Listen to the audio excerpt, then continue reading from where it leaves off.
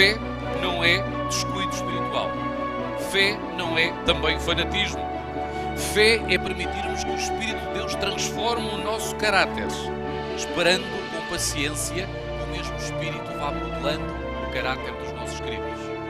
Rigorosos connosco próprios, mas misericordiosos com os outros. Este é o tipo de zelo que devemos ter. Um zelo que compara a minha vida com a de Cristo. E isto produz humildade. Não um tipo de zelo em que compara a minha vida com a dos outros. Isto produz arrogância espiritual. Quando olho para mim, eu não sei como é que me posso salvar. Mas quando olho para este maravilhoso Senhor, eu não sei como é que me posso perder. Por isso louvamos a Deus pelo hino preparado especialmente por esta família. Quero abraçar os meus queridos irmãos nesta manhã de sábado, esperando que a presença de Deus faça sentir de uma forma especial e íntima nos nossos corações. Saúdo também aqueles que nos assistem através da transmissão do YouTube e hoje de uma forma especial, de forma diferenciada, eu gostaria de agradecer à equipa técnica que está lá em cima e que sábado após sábado garante cada uma das transmissões. A missão também acontece através do streaming. Por isso, se ainda não subscreveram o canal da Igreja de Setúbal, façam like, façam joia, subscrevam o nosso canal, vocês vão ser abençoados.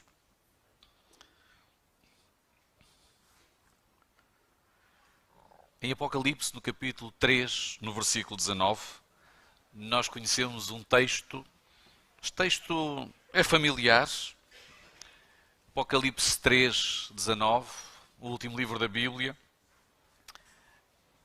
Vamos esperar que todos encontrem. Há um quinto evangelho, que é o da gentileza. Se alguém estiver ao nosso lado e não conseguir encontrar o texto, nós podemos ajudar essa pessoa a encontrar o texto. Apocalipse 3, 19. Ele diz assim: Eu repreendo e castigo a todos quantos amo. Sê, pois, zeloso e arrepende-te. Será que é bom ter zelo? De acordo com este texto, Jesus espera que sejamos zelosos. Mas reparem no zelo que devemos possuir. Não é um tipo de zelo que procura mudar a vida dos outros, mas é um zelo que procura mudar a nossa própria vida. E esse zelo, de acordo com o texto do Apocalipse, produz arrependimento. E a palavra arrependimento, metanoia em grego, significa mudança de direção. Se eu ainda não mudei de direção em várias áreas da minha vida, se calhar eu estou apenas convencido e não estou convertido. Há pouquinho tivemos um jovem que fez a introdução da mensagem desta manhã. Obrigado por teres lido. Vamos abrir as nossas Bíblias em Romanos, no capítulo 10, no versículo 1 e 2. Romanos, capítulo 10, versículos 1 e 2. E o apóstolo São Paulo vai introduzir a temática desta manhã, zelo inteligente.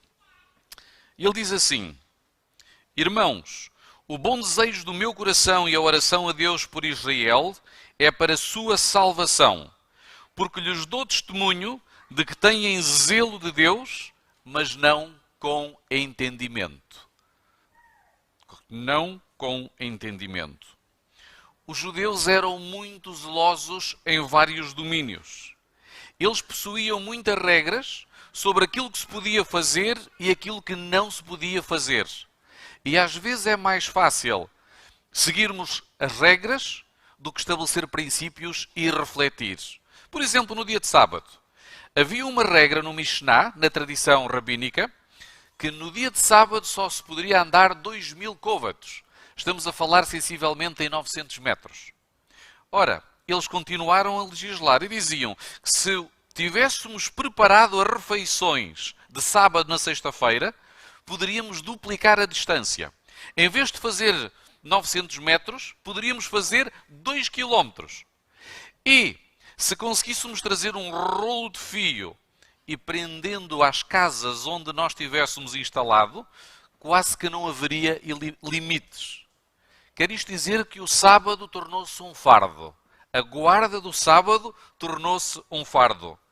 E nós sabemos que Jesus disse que o sábado foi feito por causa do homem e não o homem por causa do sábado. E é indispensável que estas palavras fiquem guardadas no nosso coração como uma verdade suprema. No plano espiritual, o ser humano está acima das instituições. Jesus veio para trazer salvação, veio para trazer dignidade, veio para levantar o ser humano.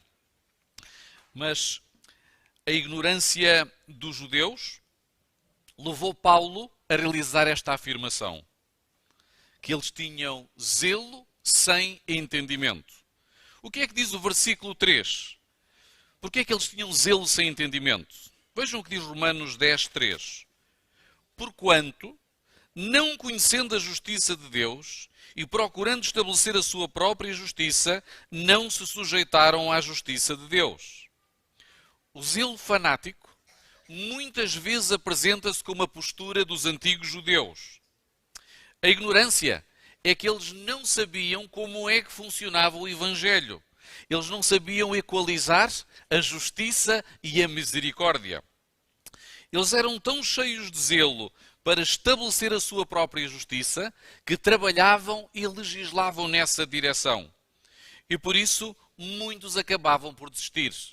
Os publicanos, aqueles que eram influenciados pela ideologia secular, não conseguiam fazer parte deste grupo e simplesmente abandonavam esses ideais. Eles trabalhavam e legislavam neste sentido. Nós estamos a refletir sobre o zelo que não é inteligente. E verificamos um exemplo de há 2000 anos atrás que por vezes também nos interpela nos nossos dias. Na história do cristianismo, em 1888, nós encontramos uma das sessões da Conferência Geral dos Adventistas do Sétimo Dia mais polémica de sempre. Foi a 27ª conferência, na cidade de Minneapolis. Os temas que dividiram a igreja foram vários. E do lado nós tínhamos 2 ministros, um chamado Uriah Smith e outro pastor Butler, tradicionalistas, entrincheirados no legalismo. Do outro lado nós tínhamos 2 outros ministros, Waggoner e o pastor Alonso Jones. O pastor Alonso Jones e Waggoner eram, nós vamos dizer, inovadores, flexíveis. E eles tinham foco na mensagem do terceiro anjo.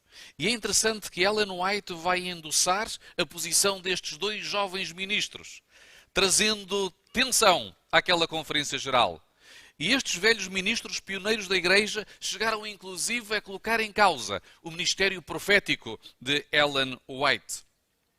Contudo, a igreja amadureceu na compreensão da mensagem da justificação pela fé. Ou seja, a harmonia entre a justiça e a misericórdia. Eles continuaram a considerar a lei eterna de Deus. Sim, mas agora atenuando a carga legalista. E deste quadro surgiram alguns campeões da pregação da mensagem da justificação pela fé. E eu recordo aqui 2, que são dos nossos dias. O pastor Alejandro Bulhon e o pastor Mark Finlay, campeões na pregação desta dimensão. E quando esta mensagem foi pregada, alguns resultados fascinantes aconteceram. Aqueles que pregaram a mensagem da justificação pela fé, que tinham um foco equilibrado na justiça e na misericórdia de Deus, foram apelidados de fanáticos. E aqueles que não aceitaram a mensagem da justificação pela fé, nós podemos dizer que foram considerados como aqueles que manifestam também um zelo fanático em oposição aos restantes. Nós hoje pedimos a Deus que o Santo Espírito nos utilize para expressar a sua vontade, mesmo que os outros nos apelidem de fanáticos. E também pedimos a Deus que nos impeça de manifestar um zelo fanático em relação às áreas que não conhecemos. No século XVI, quando Martinho Lutero começou a pregar, Erasmo de Roterdão disponibilizou um manuscrito da Bíblia em grego e a reforma propagou-se por toda a Europa. Alemanha, Inglaterra, França, Holanda e por aí fora. Lutero traduziu o Novo Testamento do grego para o alemão. Lefebvre, do grego para o francês. E John Wycliffe, do grego para o inglês. Já agora, Erasmo de Roterdão deu origem àquele programa Erasmus, que muitos jovens têm abraçado. E logo que surgiu a invenção da imprensa por Gutenberg, a providência permitiu que as escrituras fossem massificadas de forma viral. E é aqui que nós precisamos de entender algo sobre o plano do adversário. Quando ele vê uma igreja adormecida, com pessoas satisfeitas em cumprir os requisitos mínimos dos rituais estabelecidos também para o adventismo, ele não quer acordar essa igreja. Ele até diz, deixem-nos embalados, tranquilos. Mas quando o adversário vê a igreja despertar, quando vê um grupo de pessoas que procuram uma reforma numa igreja local, num país, num continente, ele sente então que o seu reino está ameaçado. E é nesse momento que ele começa a levantar pessoas sem zelo inteligente, ou seja, fanáticos, ou pessoas descuidadas na área espiritual. Ele polariza a religião. Ele polariza a adoração. E nós temos encontrado uma sociedade civil polarizada, fraturada. E isto também acaba por se refletir cada vez mais na igreja. Os da direita, os da esquerda, os liberais, os conservadores. Este é o plano do nosso inimigo. No início foi difícil para o adversário utilizar esta estratégia na Alemanha, porque Lutero pregava apenas a Bíblia, a sola Escritura. E os seus alunos amavam a Bíblia, amavam a palavra de Deus. A Bíblia transmite bom senso. A Bíblia transmite as prioridades de Deus. Mas quando Lutero foi preso, foi então que o inimigo começou a trabalhar. 3 homens vieram visitar Wittenberg, a localidade onde estava situado o magistério de Lutero. Um deles chamava-se Saltério, que significa celestial. Outro Stubner e o terceiro Storge. Estes homens, quando pregavam, diziam: Lutero iniciou a reforma e nós vamos completá-la. Nós somos os novos Luteros. Martinho retirou-nos da tradição bíblica, da tradição católica, e conduziu-nos até à Bíblia. Só que agora nós vamos passar por uma próxima etapa. A letra da Bíblia é seca e nós vamos diretamente ao Espírito. Ele pode falar connosco diretamente. Quando nós somos crianças espirituais, diziam os opositores de Lutero, nós utilizamos a Bíblia. Mas quando somos adultos espirituais, podemos falar diretamente com Deus através do Espírito Santo. Diziam eles. Estes homens produziram divisão e confusão ali em Wittenberg. Deus nunca deu o seu Espírito para que a sua palavra seja desprezada. Martinho Lutero costumava dizer: qualquer ensinamento que não esteja fundado na Bíblia deve ser rejeitado, mesmo que faça chover milagres todos os dias. Por isso, quando Martinho Lutero saiu da prisão, ele veio a Wittenberg e aqueles 3 homens queriam debater com ele. Eles tinham tido um grande êxito na ausência de Lutero. Houve muitos estudantes que abandonaram a escola. Professores, trabalhadores deixaram de estudar. E estavam todos a caminhar para um extremo. Eu conheci um amigo, há muitos anos atrás, que dizia que Jesus estava quase a voltar. E por isso não precisava mais de estudar. E abandonou a escola. Nós deveríamos viver, aquela frase célebre de Ellen White, na vida material como se Jesus viesse daqui a 100 anos, mas espiritualmente como se ele viesse hoje. E um dos 3 amigos, curiosamente, era guardador do sábado. Martinho Lutero ainda não tinha recebido a verdade sobre o sábado. E eles ensinavam várias verdades que eram bíblicas. Os fanáticos ensinavam também corretamente o batismo por imersão.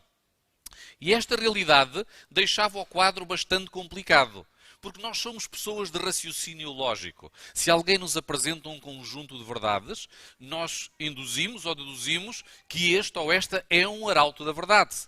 Mas se o inimigo nos tiver que conduzir ao erro, também ele nos vai contar a verdade. E Lutero repreendeu aqueles 3 fanáticos, dizendo que não tinha confiança na religião deles. Irados e desapontados, aqueles 3 amigos abandonaram a cidade de Wittenberg. Mas, no entanto, eles deixaram atrás de si o vírus do fanatismo plantado nos seus habitantes. E o vírus do fanatismo manifesta-se através da discórdia, da crítica e da desunião. E Lutero resolveu unir-se com todas aquelas pessoas que simpatizavam com a doutrina das 3 pessoas com zelo pouco inteligente. E por isso, naquela noite, ele subiu à tribuna na Catedral de Wittenberg. Todos esperavam que ele fosse repreender a obra extremista de uma forma poderosa. Mas Lutero não fez isso. Ele deu um estudo bíblico tranquilo, sem atacar aqueles 3 homens. E é curioso que eles ouviram-no refletir sobre vários versículos da Bíblia e pensaram que em algum momento ele iria repostar. Iria haver, como dizem os jovens, fight, battle. Iria haver ali uma luta. Mas Lutero terminou a reunião e nem sequer mencionou os fanáticos. Mas disse: eu amanhã vou estar aqui e gostaria de vos convidar novamente para assistirem à palestra que eu vou apresentar. Na noite seguinte, todos vieram com enorme expectativa. Pensaram: agora sim nós vamos ter uma grande disputa. Nós vamos ouvir Lutero a denunciá-los. E alguns fanáticos estavam por ali. Sabem que o aficionado fanático nunca perde um bom evento religioso. E alguns deles estavam ali. Inclusive, naquela noite, eles vinham preparados para contradizer Lutero, para se levantar, inclusive, mas Martinho voltou a dar um estudo bíblico calmo, tranquilo. 30 minutos de pregação. Terminou a reunião e uma vez mais não mencionou os fanáticos e a sua doutrina. Depois de 6 noites de reunião na Catedral de Wittenberg, o fogo do fanatismo foi apagado naquela localidade, sem nunca ter mencionado os fanáticos e as suas doutrinas. Porque a pregação da Bíblia acalma a alma, serena, retira-nos dos extremos e traz-nos um pensamento lógico e racional, tanto do zelo fanático como do descuido espiritual. O fanatismo é o resultado de um desmesurado entusiasmo religioso. Nós podemos dizer que quando estamos emocionalmente alterados, nós não refletimos bem. E neste sentido, o inimigo tira proveito de nós. Quando Deus levanta reformadores, normalmente ele escolhe pessoas que pregam, testemunham de forma equilibrada e inteligente. Foi assim na história da salvação até hoje. Existe um dado fascinante sobre aqueles que têm um zelo pouco inteligente. Normalmente hostilizam quem querem evangelizar. No século XVI, os crentes na França estavam a ficar desanimados porque a reforma protestante estava a avançar em vários países, menos na França. E por isso muitos crentes franceses fugiram para a Suíça. E os que ficaram foram martirizados. Inclusive a rainha de França teve que pedir refúgio em Novara, em Itália. Foi então que os líderes desenvolveram uma estratégia para tentar inverter esta questão da reforma protestante. O que é que eles fizeram? Eles fabricaram milhares de cartazes, de outdoors, como nós diríamos hoje. E basicamente denunciavam nos mesmos os abusos e as heresias da Igreja Romana. Numa noite, como numa campanha política. Eu sei que os nossos irmãos do Brasil estão um pouquinho ansiosos, perplexos, porque parece que é esta noite ou amanhã que as coisas se vão decidir. E os arautos daquela campanha saíram à noite e espalharam aqueles panfletos por toda a França. Toda a França. Inclusive nos edifícios públicos. Quando as pessoas acordaram pela manhã, parecia que a França se tinha tornado um país protestante. E um dos cartazes, inclusive, foi colocado no quarto do rei de França, deixando-o furioso. Esta iniciativa desencadeou uma perseguição furiosa contra os reformadores, contra os cristãos. E por esta razão, a reforma em França foi atrasada. Ellen White, no Grande Conflito, menciona esta história e descreve este movimento como zelosos sem sabedoria. Subscreve as palavras do apóstolo São Paulo. Eles têm zelo, mas não pensam nas consequências da sua ação. A Bíblia diz que há um tempo para tudo debaixo da terra. Mas o zeloso sem sabedoria não tem paciência, também não tem discernimento. Quando agimos com zelo, com o objetivo de chamar a atenção sobre nós ou para produzir sensacionalismo, o diabo poderá estar a utilizar-nos para semear joio no campo, ridicularizando a obra do Mestre. Este é o propósito do diabo, através do fanatismo e através do descuido espiritual.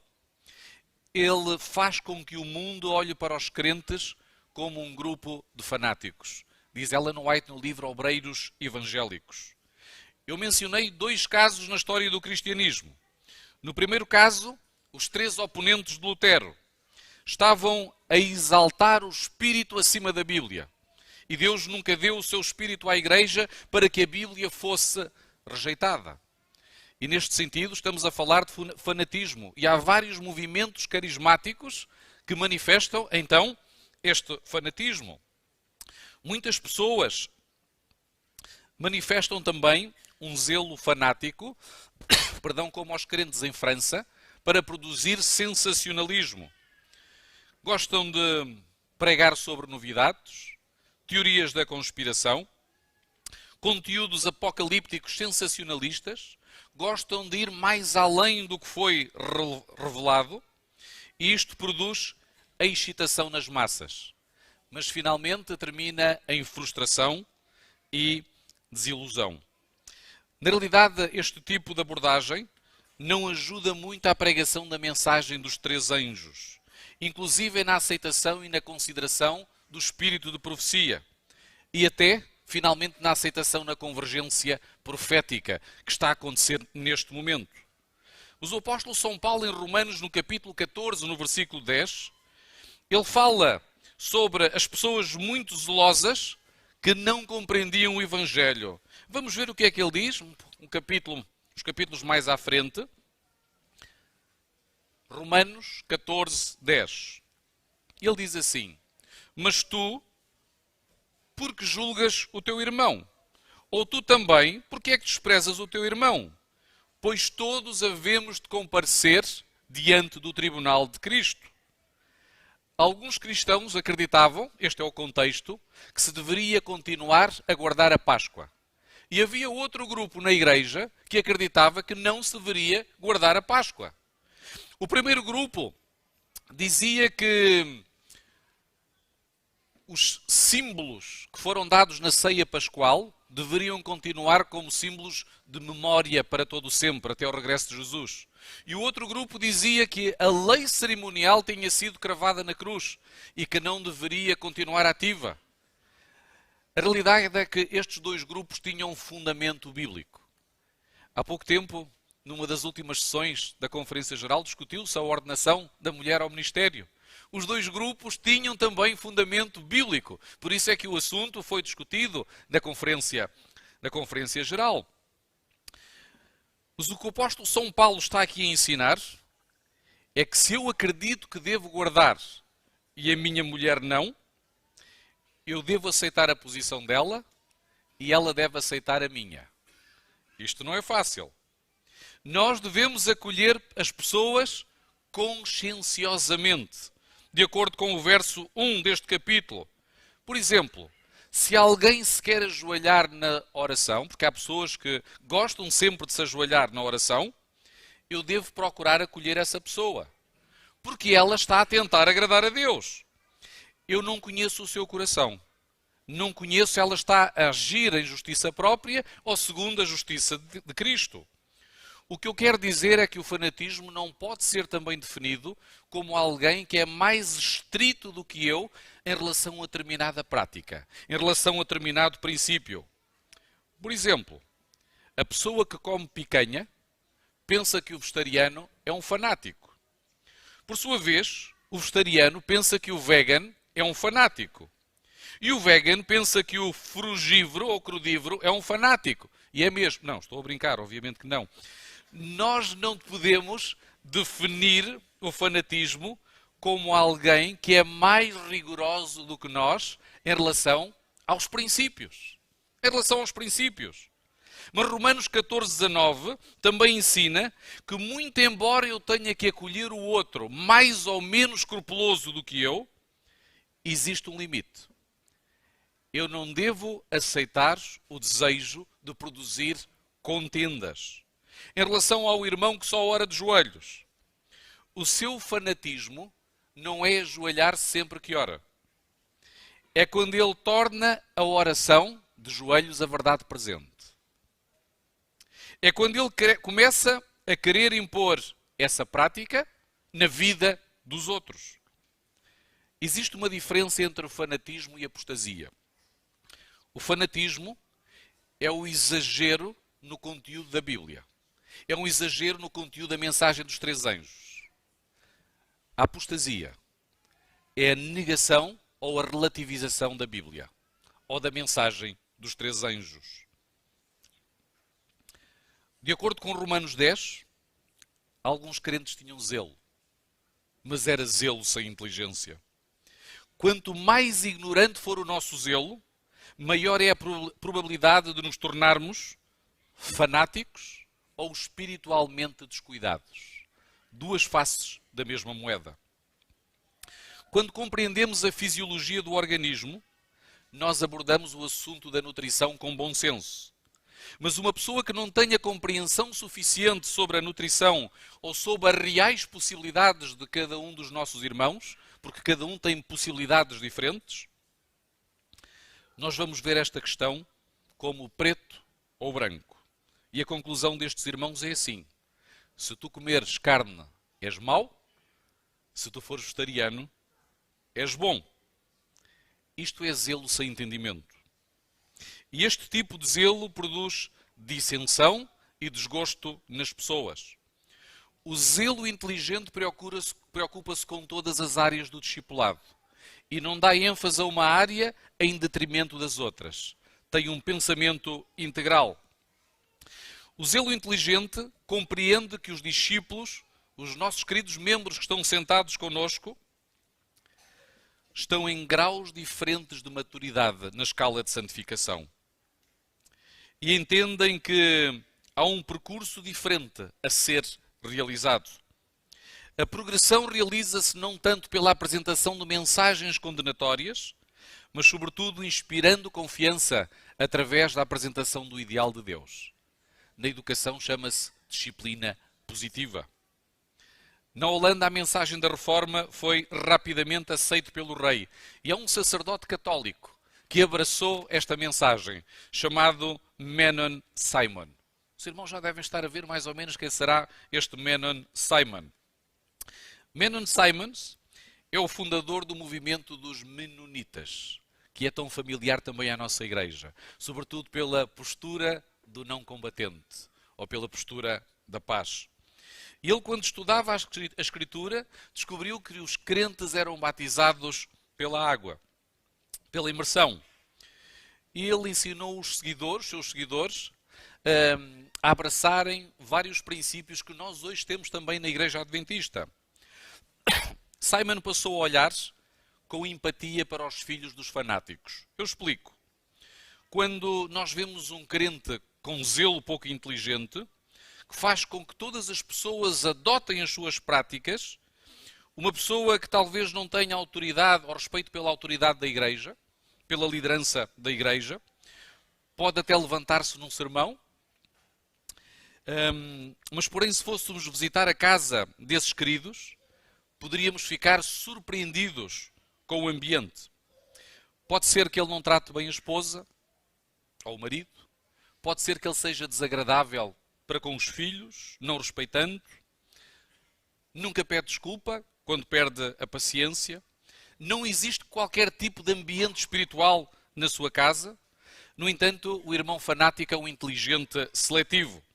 Ou seja, ele mostra aos filhos que música devem ouvir, que roupa devem vestir, que comida é que devem ingerir. Os filhos aprendem muitas coisas, mas quando crescem, podem começar a detestar os pais e os seus ensinamentos. Quando chegam aos 18 ou aos 20 anos e se toleraram aquela prática, eles vão tornar-se na próxima geração de fanáticos. E normalmente os discípulos são sempre piores do que os mestres. Ou então eles entram em apostasia e deixam a verdade. Timóteo, no capítulo 3, remete-nos para a escolha do perfil dos líderes da igreja.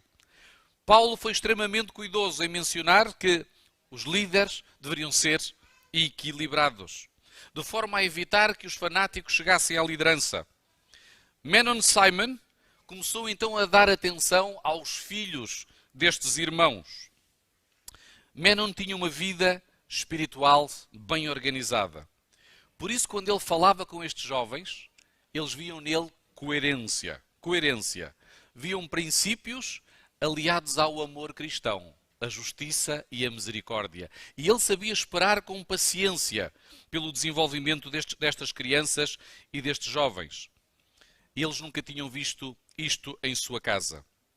Existem pessoas, por vezes, que demoram anos para conseguir o domínio ou disciplina em determinada área, mas exigem que os outros façam tudo num único momento. Ellen White descreve que Simon teve um sucesso tremendo com os filhos dos fanáticos. Ora, o fanatismo é viver um sentimento próprio de zelo e entusiasmo religioso. Ele vai pensar que aquilo que possui é fé, porque não conhece como é que funciona a justificação pela fé. Ele não compreende o que é a justiça de Cristo. Não entende a reforma do vestuário. Não entende a reforma da nutrição. Ele não compreende os princípios de fisiologia. E no lar vai enfrentar problemas sérios. Nos seus relacionamentos vai estar isolado. Porque pensa que a sina dos mártires é estar isolado. Podemos também dizer que vai ter problemas com a liderança da igreja. Se uma pessoa tem problemas com toda a gente, se calhar o denominador comum é exatamente a própria pessoa. Fé não é descuido espiritual. Fé não é também fanatismo. Fé é permitirmos que o Espírito de Deus transforme o nosso caráter, esperando com paciência que o mesmo Espírito vá modelando o caráter dos nossos queridos. Rigorosos connosco próprios, mas misericordiosos com os outros.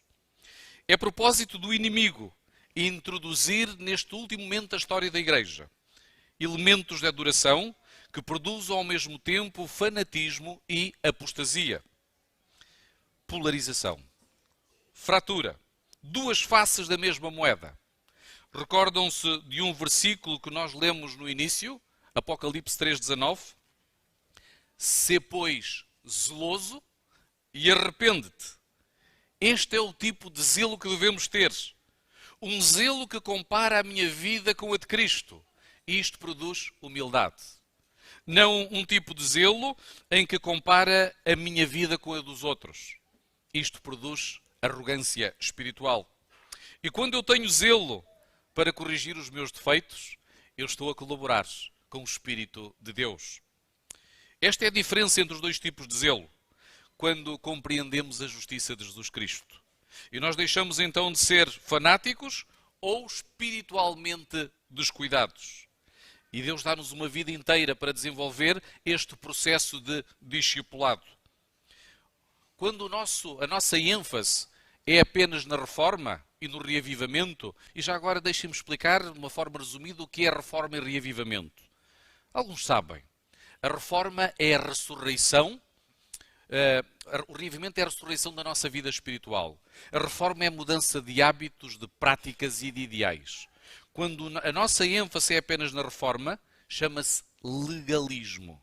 Quando a nossa ênfase é apenas no reavivamento, chama-se espiritualidade. Ou religiosidade, que é espiritualidade sem compromisso. Por isso nós devemos viver de forma harmoniosa o reavivamento e a reforma.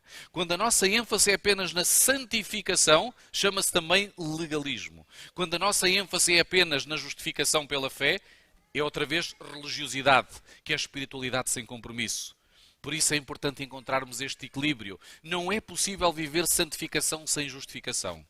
Não é possível viver reavivamento sem reforma. Teremos que encontrar este equilíbrio. E este equilíbrio só é possível viver em Jesus Cristo, não em cada um de nós. Estas experiências são indissociáveis. Cristo possuía um zelo inteligente, pautava-se pelo equilíbrio. E por isso, os da extrema-direita e os da extrema-esquerda não o seguiam. Por isso, os conservadores também não o seguiam. Por isso, os liberais também não o seguiam. E é interessante quando ele se encontrava com os fariseus da escola de Shammai, os mais liberais, ou da escola de Hillel, os mais conservadores, ele tinha uma estratégia. Quando estava perante os conservadores, ele puxava-os para o lado mais liberal. Quando ele estava com os liberais, ele puxava-os para o lado mais conservador, para poder encontrar um equilíbrio, para poder encontrar um zelo inteligente. Quem estava nos extremos repudiava-o. Só em Cristo, meus queridos irmãos, nós vamos encontrar este zelo inteligente. Só na presença do Espírito de Deus nós vamos poder ter este equilíbrio. E não se esqueçam, esta é uma luta diária. Vai durar toda a vida. Se hoje nós iniciarmos este percurso e pedirmos a Deus, Senhor, por favor, investe-nos com o Teu Santo Espírito, para que Ele nos dê zelo inteligente, nós vamos obter o fruto do Espírito. O zelo inteligente é um fruto do Espírito. E os frutos do descuido espiritual ou do fanatismo irão desaparecer do nosso seio. E nós vamos viver a unidade em Cristo Jesus. Vamos ser uma influência espiritual para a eternidade. Que o Senhor nos abençoe neste percurso.